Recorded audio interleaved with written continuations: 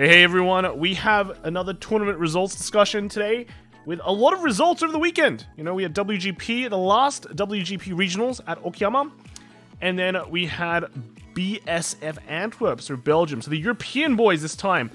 So yeah, that is lots of results to go through. They released basically every single deck that made top cuts, and in Belgium was only top 4. But you know, in Okayama as well, they had a top 4. So just basically everything. And this is actually the last regionals for Japan for WGP region. So they'll probably be going into like the finals sooner or later. But yeah, it could be the end of the regular weekly big WGP tournaments. So let's kind of go through it. Let's start off with the Japanese one first. We have here's a picture of the 4 lads that were posted on Cardfight Vanguard official channel. And the winner this time was actually a Nirvana. Actually a Nirvana. We haven't seen Nirvana in a while. Well, we kind of have, but just not in the capacity of all the other decks out there. We're expecting Brand Gates, Dark States, right? But Nirvana just... it rose up again. It rose up from the ashes. Kind of dropped off a bit in the middle, but came back, right? To beat up Bastions, right? Bastions that were rising up. But yeah, first place Nirvana, pretty nice, pretty nice. Second place was taken by Baru Magnus, the Scourge, right? The Scourge of the entire season, basically. Third place was a Kyrie deck, which is, you know, new Kyrie comes out, makes a big splash, right? Big splash. And then fourth place was another Kyrie, slightly different build, I think, right? Just from the amount of just the deck count. Like this one has way more spaces. The other one, like quick dab, but this one just, you know, a bit different. So pretty interesting. In terms of fun, let's take a look at what overall came first in our little spreadsheet here. Dark States was first by a mile. Literally everyone took Dark States. 38 points. All right, again, first place you get 4 points, second place you get 3 points, third 2, and then fourth 1. This is just for fun, guys. This is just for fun, but just making up numbers, right? Just making up, but Dark States did perform very, very well. Lots of points. Again, Brandgate, this time, these last 2 tournaments of Brandgate, nothing really popping off there. So they kind of died. And then you look at the Bastions, nothing in the beginning. Remember, this was the beginning of BTO4. And then as the season wore on, bam, big impact in the middle. Then last one, a bit nothing. And then Dragon Empire just like doing its own thing, And then your Kyrie also making a bit of a splash at the end. Yeah, Brandgate, you know, big popularity here. Then I think this is where like Kyrie came out. Then everyone stopped to Kyrie. That's probably what happened, right? That's probably what happened. Interestingly enough, the Stoic Kayers, they've been pretty like middling in terms of in this tournament. And you just look at this, the graph, just to make it look nice. You look at this Dark State just beating everyone, and then tied with the Keta and the Brand Gates. Yeah, just for fun. So overall, WGP will be entering its next level, right? Which would, I think it is the finals. So it should be pretty nice, pretty interesting to see what will come out on top. Right? So here we have the results for Premium for BSF Belgium Antwerp. And you're going to see, like, one of the big things you have to really consider for these tournaments is that in Europe, at least for the Belgium one, there were only 9 teams that joined this. So, when you think about it, how many rounds is that? There was like 4 Swiss rounds, then cut to a top 4. This is pretty much actually the same amount of rounds that a Japanese tournament will play in WGP, where they cut to like top 4 or top 8 usually. But the way I have to say when you approach these tournaments, depending on round count or how many people you expect, it will change your mindset and what you want to take into the tournament, because you have to play according to the tournament. If you know that you're going to be entering like an 8-round tournament, you're going to be taking different decks, and you're going to expect a lot more players. You probably won't be expecting a good player until like round 4, right? Your last 3 rounds of Swiss. But then if you're entering like this kind of tournament, you're going, okay, 9 rounds, that's going to be easy. But if it's filled to the brim with good players, you're going to have 4 rounds of hard games, right? Hard games. And you're going to maybe rely on taking some picks which will just like auto-win for you, right? Auto-win. So that's one of the reasons why Melody was such a big pick in Japan too, because when they were entering like the high-tier tournaments, They're going, okay, the only way that I can get a better edge against good players at my level, right, was with just high rolling with Melody more than like Prism. So you saw that big difference there. But this is kind of like the mindset I guess you have to think when you're entering, when we're looking at the European results too. They're going to be very, very different from the American results, I assume, right? Because if an American tournament is only getting like nine teams joining, I'm going to be a bit worried. But for Premium at Antwerp, 9 teams joined. They had a 4-round cut to top 4. And if you look at all of these top 4 teams as well, you're going to be seeing a lot of champions here. So it definitely was not easy. And in the end, a win is a win. You still get the prize cards. Now, again, let's kind of break down this. So good job on Solemn, right? If you guys know someone called Solemn Vanguard, Maxime Solemn. His team came first with Mo and Jay, right? Well seasoned play. They won Cardiff one way back. So Team Cardiff still has it. And then we have got this SBTCG Brexit Copium team. This one was Hal, and I think Kalen, Michael, right? Another very, very well-known players. And then we have I think this is MCC, so we have Mash and Friends. Sorry the friends. And then Blue Lock was a French team, I think, with Cyril. I think probably the more well-known one. But yeah, lots of well-known players. Let's kind of look at the decks quickly. So the Mega Colony here. So we actually didn't see a lot of Auto Colony, at least, in the American results, while in Europe, it seems very, very popular. Again, this is just straight up Auto Colony. I think we've been seeing quite a few times now in just like results around the world. So pretty interesting to see. This should be Solemn's take on it, the winning list. Yeah, here we go. Right, nice, crazy. And then we see here, we have Mo's deck in memory of Noxus Car.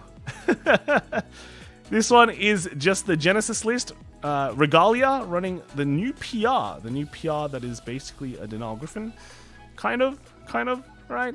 But Regalia getting some nice new tools. Seems pretty cool. Actually, in the post-game interview, Mercy wasn't very confident with this deck. But, you know, when you're not confident, you go XO, right? I think you're doing pretty well. Mate. And then lastly, we've got Jay. With his emo phase deck. This is just Nightmare Dolls. Just straight up Nightmare Dolls, right? We've been seeing Nightmare. I was actually more surprised that the American list did not have as many Nightmare Dolls as I thought it was. But I guess the EU much more meta, right? Much more meta there in terms of bringing the best decks, right? Let's look at the second place team. So we have the Doll list again, right? Pretty nice. Then we have Auto Colony as well. Slight differences to Solemn's one. But you got your own takes on it. Right? And then the third was actually just a Grand Blue, right? So Grand Blue, expected to be very, very popular too. A very popular list, or at least a very popular clan going to Premium. So yeah, as expected. This is like the Beatrice one. I guess like Beatrice Control, more Beatrice Control. In the third place, we have Nightmare Dolls. Yes. Then we have the Auto Colony again. Nice. And then Shiryuki. This one is a surprise. So the way I see this is that when you're going into these kind of smaller round tournaments as well, and you know you're going to be playing against these good players, you can bring a pick that is like decent, but unexpected as well. And it'll really shock players into going, what do I do against this, right? So, and because the rounds are also slightly shorter, the Swiss round is shorter, you can get your wins quick, and your opponent can't really react to it, right? They're like, what did he play? Did he play Shiryuki? What is it actually? I don't know. So this is one of the advantages. It's not like Shiryuki is a bad deck. I think it's a pretty decent deck too. It's definitely more of a rogue pick, but again, it's also one of those third pick situations in your team tournaments when you're like, what is my third deck? Well, we can take a more rogue pick, we take a more high roll pick, and you know, surprise some of our opponents, right? So Shiryuki, very, very nice. It's not like it's a total surprise though. I remember in like the TDI X yellow card BGCS, there was a Shiryuki that topped. So I think it might even be the same one. But yeah, Shiryuki, pretty interesting. And then, what happened to you? Just deck log. Cool. And then the last team, we have, I think this is the French team, yeah? We've got the Nightmare Dolls again. And then we got Rising Greedon. So this is kind of interesting. I saw this being talked about in the Discords, in several Discords. Basically, you copy, your Rising Nova copies Greedon. And I think it's Dudley Emperor, and then you just like stand Greedon multiple times. And then it's pretty scary, right? It's pretty scary. You call out a field, eat it with Greedon, kind of do the same thing after that. And then, like win through aggression, right? If your opponent, has to eat a bunch of damage or guard a bunch early, then his turn's not very good, and then you just finish off with just normal Spike Brothers. So, pretty interesting. I think this was piloted by Cyril, right? And then lastly, we have is just the Grand Blue list as well. So Grand Blue again, very, very popular. Pretty cool. Then we have V Premium. We have Standard, actually. Standard. Both Standard and Premium on the first day. Right, and this one was actually taken by BZHRPZ. Not too sure what that means, but Gravidia, Seraph, and Magnolia taking the double dubs with Brand Case. Then second place was Francois de Paris. Is that right? Is that right? This is Nirvana, Bastion, and Gravidia. Then 0-2 Into the Reigns came third with Bastion, Seraph, and Magnolia, and then fourth place was overall Duckbill the Blaster with Flagberg, Lauren Roll, and Sorga. So this is a pretty crazy team. This is a pretty crazy team, right? Anyway, let's look at the list. So we got Gravidia here. Gravidia, just pure Gravidia, it seems. Did pretty well. Not bad, not bad. And then the Seraph Snow here as well. Just a very standard list, I'm guessing. Yeah, with just kind of some slight defense and then just some MPix removal. Nice. Then in third place, you got the Zorgnolia list. Alanians, Pantheros. Yeah, just pretty straightforward. Pretty straightforward, right? Second place team, we got the Nirvana here. Just straight up Nirvana, right? Nothing too crazy. Nothing too out of the ordinary. See? Just a Trickster start, I guess, is the most not even controversial anymore, right? Not even controversial, just decent. Bastion, this is the WGP Bastion list. No, actually it's not. It's not running Dark Strains. It's running the Order instead. That's pretty interesting. I thought a lot of people would have moved on to that Dark Strains. And the third, then we have not third place, but this is third seat. We have is just another pure Gravidia as well. So not even Gravidia World. Right. Then in third place, we have Bastion. So this is kind of a different Bastion as well. Also running the Order, right? So I think it's interesting. Like the Japanese side has moved more towards just running Dark Strains, while it looks like the English, at least the European side, is still liking the Order a lot, right? Then the Seraph list here is running some Spice as well. Some of the new grade 3s that can kind of rest things as they come in. And then the last deck they played was the Zorgnolia list as well, right? So pretty cool.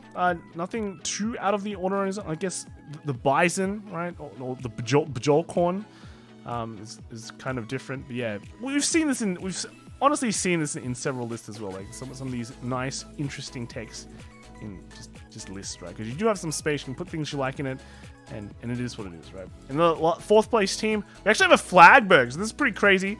Flagberg with the tops.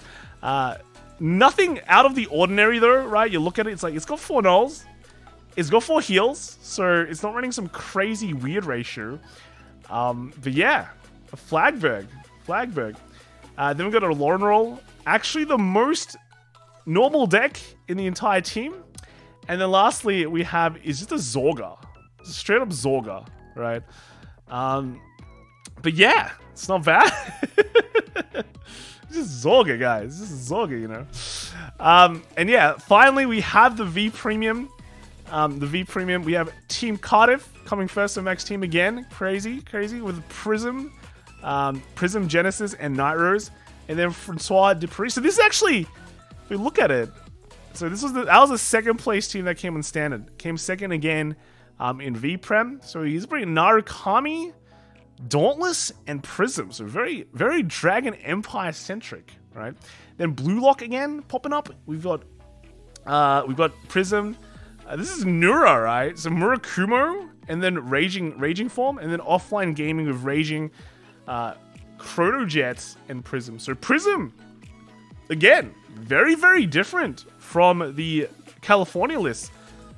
We see a lot of homogenized deck choices. We see a maximum Prism count, right? Surprisingly, not that much Grand Blue, right? Not that much Grand Blue, but Raging is this weird thing. We saw some Ragings in California, and then we're seeing some Ragings here as well. So Prisms and Raging, like, is this kind of a thing? Let's kind of look at the list, right? So we've got Solemn's list here. This one is Prism Highlander without Kutia because you can't run it anymore. I don't know. I think this is super greedy. I think this is actually just super greedy. I'm not sure, like... I don't know if I'd run... If I was to play Prism, I'd still run it this... I'd run it this way. I don't know. Like, it just... To me, it just feels super ultra greedy. So I can't... I don't know, but it worked. It worked. They won, right? So it worked. Then we got Mo's list here with a super high rarity Genesis list. And it's only gotten more high rarity now, right? Because he's gotten some PRs. And yeah, he's actually just going 12 crit with this. I know, like, when I'm playing this on, I don't know, 12 crit seems correct. But then, you know, not having, like, big super shields seem wrong. But then again, your perfect guard also comes in your Sanasis. Right, so it's not too bad. It's not too bad, I guess. But yeah, I guess 12 crit is pretty cool, right? Just crit them out of existence. And then we got Jay with the Grand Blue. Like, just straight up Grand Blue, easy game, right? Skull dragging their face for the win. Done. Then the second place team, we got the full Bronto list, right? Full Bronto list. Kind of expected, right? Narukami should be fine. Everything else got nerfed, so yeah, it's good. It's just a good solid list, right? Still a solid list. It was a good solid. This one is not running book though. We saw a lot of the previous Vanquisher lists run like book Vanquisher, but this one just runs straight out of Vanquisher, no book, no reading, no time to read, right? Then we got the Dauntless list here. New Dauntless Dominate is pretty cool, I have to say. I kind of like it, but he's also running some interesting tech with like some Seal Dragons. And then going like 6 draw. 6 draw is pretty normal for a Dauntless list, I think. Yeah, Dauntless coming up, showing some tops. Not bad, not bad. I think in California there was way more cargo, like the cross tops, rather than Dauntless. But this one's doing well, right? And then another Prism list. This one's much more standard, just like the old stuff, and putting in some new stuff. And then you're good to go, right? You're good to go. And then in the third place team, another Prism list here. Pretty much the same thing. Some stuff got hit, so just put in some new stuff and hope for the best. And then their second player took Nurahyuga. I have to say, this feels like, it definitely feels like a very high roll list that you can really get away with again with this kind of tournament. Is you're considering the tournament and go, let's take this can high roll any deck and win. It's good enough for me, right? It's good enough for me. So pretty interesting. I can guarantee you that a lot of people who play against this deck probably saw the cards at the beginning of the clan call reveals and went, this card is terrible, and just didn't look at it again, didn't really explore the list. So someone taking it to a tournament is really going to surprise people and just randomly get wins that way. That's just the reality of it, right? And then the last player on the team took Raging. All right, so Raging Fall, pretty cool. Tech slots he picked was like the two brand ones. Interesting enough, the techs in California as well, they were taking Mordreds. But this one is just straight up as pure Revenges as you can get. That's it, right?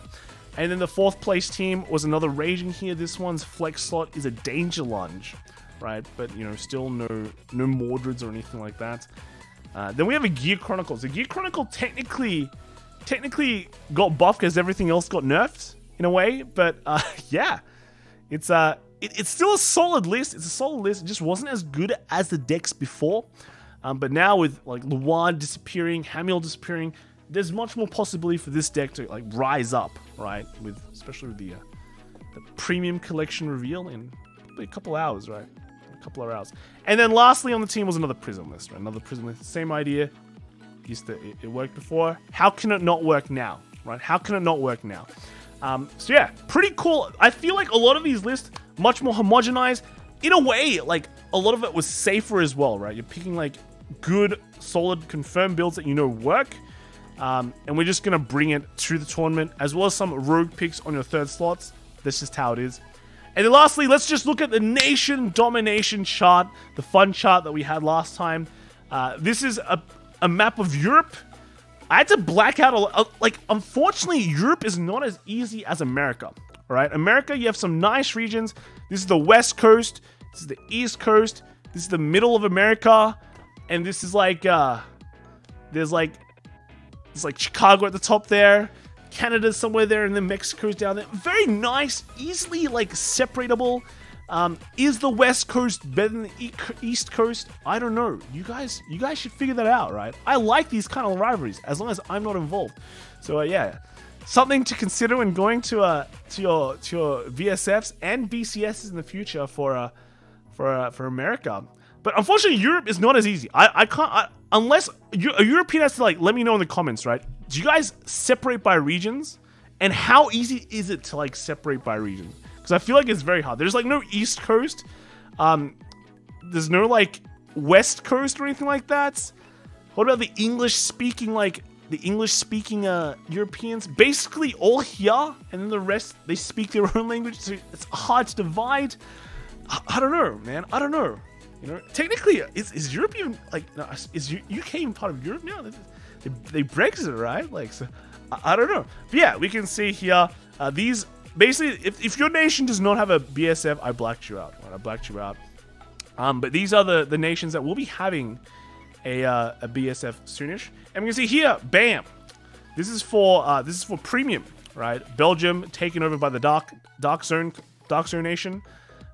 Because of the sheer number of Nightmare Dolls, that's pretty much it. Nightmare Dolls took it home. But with that extra spikes, right?